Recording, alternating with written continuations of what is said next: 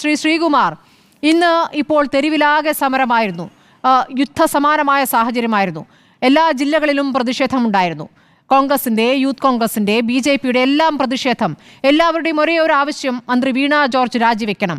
യഥാർത്ഥത്തിൽ അതാണോ ഈ വിഷയം? വീണ ജോർജ് രാജിവെച്ചു കഴിഞ്ഞാൽ മെഡിക്കൽ കോളേജുകളെല്ലാം ഗംഭീരമാകുമോ? ഇവിടുത്തെ സർക്കാർ ആശുപത്രികളെല്ലാം ഗംഭീരമാകുമോ? ഇത് ഒരൊറ്റ വിഷയത്തിലൂന്നിക്കൊണ്ട് രാജിവെക്കുക എന്നതിലേക്ക് പോകുമ്പോൾ യഥാർത്ഥത്തിൽ എന്ത് അജണ്ടയാണ് എന്ന് സംശയിക്കപ്പെടില്ലേ? നോക്കൂ ശ്രീമതി സ്മൃതി, വീണ ജോർജ് രാജിവെക്കണമെന്ന് പറയുന്നത് അവർ ആരോഗ്യമന്ത്രി ആയതുകൊണ്ടാണല്ലോ. ആരോഗ്യമന്ത്രിയുടെ രാജി ആവശ്യപ്പെടുന്നതിന് ഒരുപാട് കഥകൾ നമ്മുടെ മുമ്പിലുണ്ടല്ലോ, സംഭവങ്ങൾ. അത് ഇപ്പോഴത്തെ പേനായ്ക്കളുടെ അടക്കം കോഴിക്കോട്ട് മെഡിക്കൽ എല്ലാ ആശുപത്രി സംവിധാനങ്ങളിലും ഉണ്ടായ തകരാറിനെക്കുറിച്ച് അതിനുശേഷം ആശുപത്രിയിലത്തെ ഡോക്ടർ തന്നെ പറഞ്ഞു.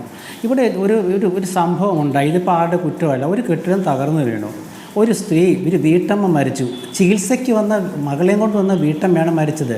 അത് സത്യമാണ്. ആ യാഥാർത്ഥ്യം അംഗീകരിച്ചുകൊണ്ട് ആ കെട്ടിടം ഇടിഞ്ഞു വീണു, അങ്ങനെ മരണം സംഭവിച്ചു, ഭാവിയിൽ ആവർത്തിക്കാൻ നോക്കാം എന്ന് പറഞ്ഞ് അധികാരികളുടെ ഒരു ആ മഹാമനസ്കത കാണിക്കേണ്ടതിന് പകരം ഇവരെത്ര കള്ളമാണ് പറയുന്നത്.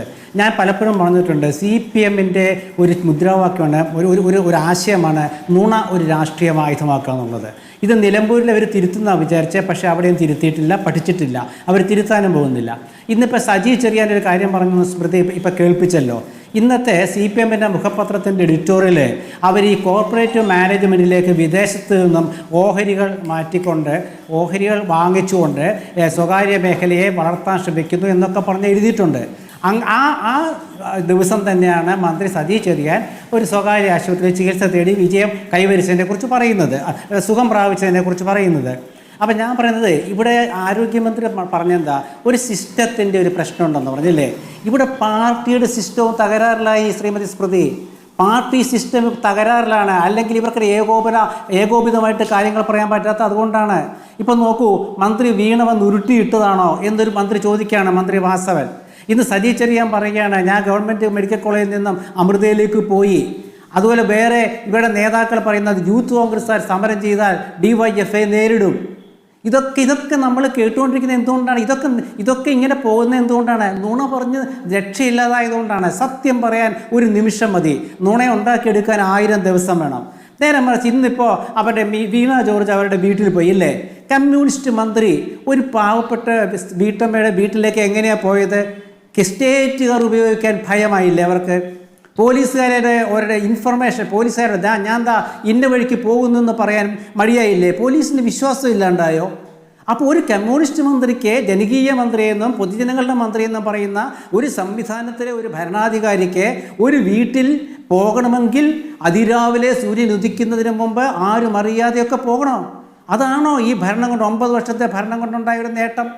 അവിടെ എന്തുകൊണ്ട് സംഭവിച്ചു എന്ന് ചോദിക്കുമ്പോൾ ആരാണ് ഇവർ എതിർക്കുന്നത്? ചാണ്ടിയുമ്മൻ അന്ന് ആ വീട്ടിൽ വെച്ച് പറഞ്ഞു, ഞങ്ങൾ കാരണമാണോ വരാൻ മടിക്കുന്നത്? നിങ്ങൾ വന്നോളൂ. പക്ഷെ അവർക്ക് വരാൻ പറ്റുന്നില്ല. ഈ സംഭവം ഉണ്ടായ ദിവസം ചാണ്ടിയുമ്മൻ പറഞ്ഞാണ് ഞാൻ ഈ പറഞ്ഞത്, അവർ വരട്ടെ, മന്ത്രിമാർ വരട്ടെ. പക്ഷേ മുഖ്യമന്ത്രിയോട് ഉണ്ടായല്ലോ, അദ്ദേഹത്തിന് ഒരുപാട് സംവിധാനം ഉണ്ടല്ലോ. പോലീസ് പോയോ? എന്തുകൊണ്ടാണ് പോകാതിരുന്നത്? കാരണം അവർക്കറിയാം, കുറ്റബോധം അറിയാം. നേരെ മറിച്ച് ആ മന്ത്രിമാർ അവിടെ പറഞ്ഞു, ശരി തെറ്റുപറ്റി, അതിലാരും ഇല്ലെന്ന് പറഞ്ഞു. ഇവരിപ്പോൾ ഇവിടെ പ്രതിരോധിക്കാൻ ശ്രമിക്കുന്നത് എന്താ അറിയോ? ഡോക്ടർ ജയകുമാറിനെ മുന്നിൽ നിർത്തിക്കൊണ്ടാണ്. ഒരു കാര്യം ഞാൻ പറയാം, ശ്രീ റെജി ലൂക്കോസ് അത് പറഞ്ഞു. കേരളത്തിലെ ഏറ്റവും നല്ല മെഡിക്കൽ കോളേജിൽ 2ാമത്തേതാണെന്ന് തോന്നുന്നു കോട്ടയം മെഡിക്കൽ കോളേജ്. ഒരു കുഴപ്പമില്ല, ഒരു കെട്ടിടം തകർന്ന് വീണുണ്ടായ സംഭവമാണ് നമ്മൾ ചർച്ച ചെയ്യുന്നത്. അവിടുത്തെ ഡോക്ടർമാർ മിടുമിടുക്കന്മാരാണ്. ഈ മെഡിക്കൽ കോളേജ് ആശുപത്രിയിലെ ഡോക്ടർമാരെ കുറിച്ച് ആരും ഇതുവരെ ഒരു പഴിയും പറഞ്ഞിട്ടില്ല, ആരും പറഞ്ഞിട്ടില്ല. അതെ, ഇല്ല, പറഞ്ഞിട്ടില്ല. ഒരു നേതാവ് പറഞ്ഞിട്ടില്ല. എല്ലാവരും ശ്ലാഘിക്കുകയും ചെയ്ത ഡോക്ടർ ജയകുമാറിനെ. പക്ഷേ അദ്ദേഹത്തെ കൊണ്ട് പറയിപ്പിക്കുകയാണ് ഇവർക്ക് രക്ഷപ്പെടാനായിട്ട്. ഇവർക്കിപ്പോൾ എന്താണ്, മുൻ മന്ത്രി G. സുധാകരൻ, CPM നേതാവല്ലേ, അദ്ദേഹം ഒരിക്കൽ പറഞ്ഞു 6 മാസം മുമ്പ് നമ്പർ വൺ എന്ന് പറഞ്ഞിരുന്നിട്ട് കാര്യമില്ലാന്ന്. ഓർമ്മയുണ്ടോ? അത് സത്യമാണ്, യാഥാർത്ഥ്യമാണ്. അപ്പോൾ ആ യാഥാർത്ഥ്യം മുന്നിൽ കണ്ടുകൊണ്ട് ഒരു സംവിധാനം തകരാറിലായാൽ ആ സംവിധാനത്തെ മെച്ചപ്പെടുത്താൻ ശ്രമിക്കണം. പക്ഷേ അപ്പോഴേക്കും പാർട്ടി സംവിധാനവും തകരാറിലായ ബുദ്ധിമുട്ടാണ്. മുഖ്യമന്ത്രിയുടെ കാര്യമൊക്കെ പറയുമ്പോൾ നമ്മൾ മുഖ്യമന്ത്രി ചെല്ലേണ്ടതായിരുന്നു എന്നൊക്കെ പറയാം. പക്ഷേ അദ്ദേഹത്തിന് അത് കോട്ടയത്തുണ്ടായിരുന്നു. അദ്ദേഹം മെഡിക്കൽ കോളേജിൽ ചെന്നു പറഞ്ഞത്, ഞാൻ മുഖ്യമന്ത്രിയുടെ അദ്ദേഹം പിന്നീട് മെഡിക്കൽ കോളേജ് ആശുപത്രിയിലേക്ക് പോയി എന്നാണല്ലോ. അതെ, അതാ പറഞ്ഞേ. അതെ, അതാ പറഞ്ഞത്. അത് ഇതാ വന്നു ദേ പോയി എന്നല്ലേ എല്ലാ പത്രങ്ങളും കൊടുത്തത്. അപ്പോൾ പത്രങ്ങൾ ഇവർക്കിപ്പോൾ എന്താ പറയുന്നത് എന്താണെന്ന് വെച്ചാൽ, അന്ന് ഈ അന്നത്തെ കളക്ടർ എന്താ പറഞ്ഞതെന്നറിയാമോ? മീറ്റിംഗ് ആയിരുന്നു. മുഖ്യമന്ത്രി എന്താ പറയേണ്ടത്? കളക്ടർ നിങ്ങൾ അങ്ങോട്ട് പോകൂ, നിങ്ങൾ ദുരിതാശ്വാസ ഇതിൻ്റെ ചെയർമാനാണ്, ഡിസാസ്റ്റർ മാനേജ്മെൻറ്റ് ചെയർമാനാണ്, നിങ്ങൾ അങ്ങോട്ട് പോകൂ എന്നല്ലേ മുഖ്യമന്ത്രി പറയേണ്ടിയിരുന്നത്? അത് അദ്ദേഹം പറഞ്ഞില്ല. അദ്ദേഹം ചികിത്സാർത്ഥം പോയതൊക്കെ പെട്ടെന്ന് നമ്മളതിലേക്കൊന്നും നമ്മൾ തർക്കത്തിലൊന്നും പോകുന്നില്ല. കാരണം പൊതുജനാരോഗ്യ മേഖലയ്ക്ക് എന്തെങ്കിലും ക്ഷതം സംഭവിച്ചാൽ ജനം പേടിക്കും. ഇതിപ്പോൾ CPM ഭയന്നിരിക്കുകയാണ്, മന്ത്രിസഭ ഭയന്നിരിക്കുകയാണ്. അതുകൊണ്ടാണ് ഈ വേവലാതി കൊണ്ട് അക്ഷരത്തെറ്റുകളും അതുപോലെ പലതും പറഞ്ഞു പോകുന്നത്. ഇപ്പോൾ സജി ചെറിയാൻ വിചാരിച്ചിട്ടുണ്ടാകാം അദ്ദേഹം UDF ഭരണകാലത്താണ് പോയതെന്ന് ഒരുപക്ഷെ ധരിച്ച് കാണാൻ, എനിക്കറിയില്ല. എന്തായാലും ആ ഒരു വേവലാതി കൊണ്ട് പല തെറ്റുകളും സംഭവിക്കാം. നാളെ അദ്ദേഹത്തിൻ്റെ വേറെ ഒരു പ്രസ്താവന നിങ്ങൾ പ്രതീക്ഷിക്കാം. പക്ഷേ പൊതുജനാരോഗ്യ രംഗം തകരാറിലായ ജനങ്ങൾ പ്രതികരിക്കും. കാരണം ജനങ്ങൾ പ്രതികരിക്കുന്നു പറഞ്ഞാൽ ഇവർക്കൊന്നും പറയാൻ പറ്റുന്നില്ല. ഇപ്പം രോഗികൾ കൂടുന്നു ചെല്ലു പറയുന്നുണ്ട്. രോഗികൾ കൂടുന്നത് ആരോഗ്യ സംവിധാനത്തിൻ്റെ മെച്ചം കൊണ്ടാണോ? രോഗികൾ കൂടുന്നുണ്ടെങ്കിൽ ആരോഗ്യ സംവിധാനം മോശമാണ്. പൊതുജനാരോഗ്യ സംവിധാനം എന്ന് പറയുന്നത് പാവപ്പെട്ട ജനങ്ങളെ മാത്രമല്ല, മെച്ചപ്പെട്ട ചികിത്സ ചെയ്യാൻ ആഗ്രഹിക്കുന്ന നല്ല ഡോക്ടർമാരുണ്ടെങ്കിൽ മെഡിക്കൽ കോളേജിലേ പോവുകയുള്ളൂ. സ്വകാര്യ ആശുപത്രിയിൽ പോകുന്ന എന്താണെന്ന് വെച്ചാൽ ഈ CPM തന്നെയാണ് മുമ്പ് ഭയം ഉണ്ടാക്കിയിട്ടത് ഉമ്മൻചാണ്ടി ഭരിക്കുന്ന കാലത്ത്. ഇപ്പോൾ അവരുടെ കയ്യിലേക്ക് അത് വന്നപ്പോൾ അവർ പെട്ടുപോയി. ഇവിടെ വീണ ജോർജ് രാജിവെക്കണം എന്ന യൂത്ത് കോൺഗ്രസ്സുകാരും അതുപോലെ ഈ നാട്ടിലെ ആരെങ്കിലും ആവശ്യപ്പെടുന്നുണ്ടെങ്കിൽ വീണ ജോർജ് എന്ന വ്യക്തി രാജിവെക്കുക എന്നുള്ളതല്ല, ആ സംവിധാനം. അതായത് വീണ ജോർജിനെ നാളെ വേറെ വകുപ്പിലേക്ക് മാറ്റട്ടെന്നേ, സാംസ്കാരിക വകുപ്പിലേക്ക് മാറ്റട്ടെ. എന്നിട്ട് അവരൊന്ന് വീണ ജോർജിനോട് അസൂയയും കുശുമ്പും പത്രലേഖകർക്ക് എന്തിനാണത്?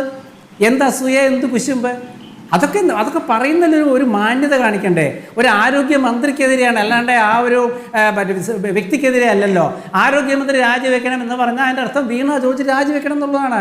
അപ്പോൾ എന്താണ്? വീണ ജോർജിൻ്റെ വസതിയിലേക്ക് മാർച്ച് നടത്തിയാൽ ഞങ്ങൾ യൂത്ത് കോൺഗ്രസിനെ ശരിപ്പെടുത്തും. DYFIക്കാർ പോലീസ് സംവിധാനത്തിൻ്റെ പിന്നിൽ നിന്നുകൊണ്ട് യൂത്ത് കോൺഗ്രസ്സുകാരെ ആക്രമിച്ചിട്ടുണ്ട്, ഇല്ലെന്ന് പറയുന്നില്ല. അവർക്ക് ഇനി അതിന് കഴിയും. മുമ്പിൽ പോലീസ്, പിന്നിൽ DYFI. അത് അവർക്ക് ഇനിയും കഴിയും. ഭരണമുള്ള 6 മാസവും അവർക്ക് കഴിഞ്ഞെന്നിരിക്കും, അതിലൊന്നും തെറ്റില്ല.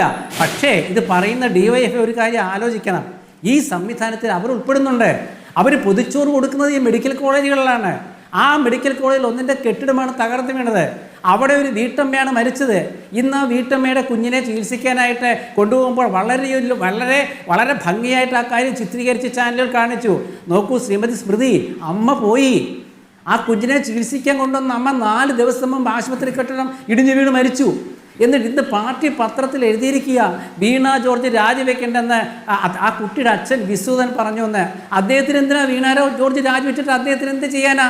വീണ ജോർജ് രാജിവെച്ച അദ്ദേഹത്തിൻ്റെ ഭാര്യയെ തിരിച്ചു കിട്ടുമോ? ആ മക്കൾക്ക് അമ്മയെ തിരിച്ചു കിട്ടുമോ?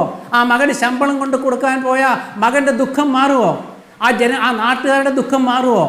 അപ്പോൾ അവർ അതുകൂടി വാർത്തയാക്കാണ്, ബോക്സ് വാർത്തയാണ്. വീണ ജോർജ് രാജിവെക്കേണ്ടെന്ന് ആ കുട്ടിയുടെ അച്ഛൻ പറഞ്ഞു. ആ കുട്ടിയുടെ അച്ഛനെ രാജിവെക്കാൻ പറയുമോ? ആരെങ്കിലും പറയുമോ?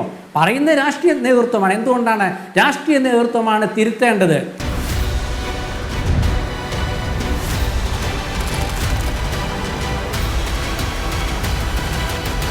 ഡിബേറ്റ് വിത്ത് സ്മൃതി പരുത്തിക്കാട്.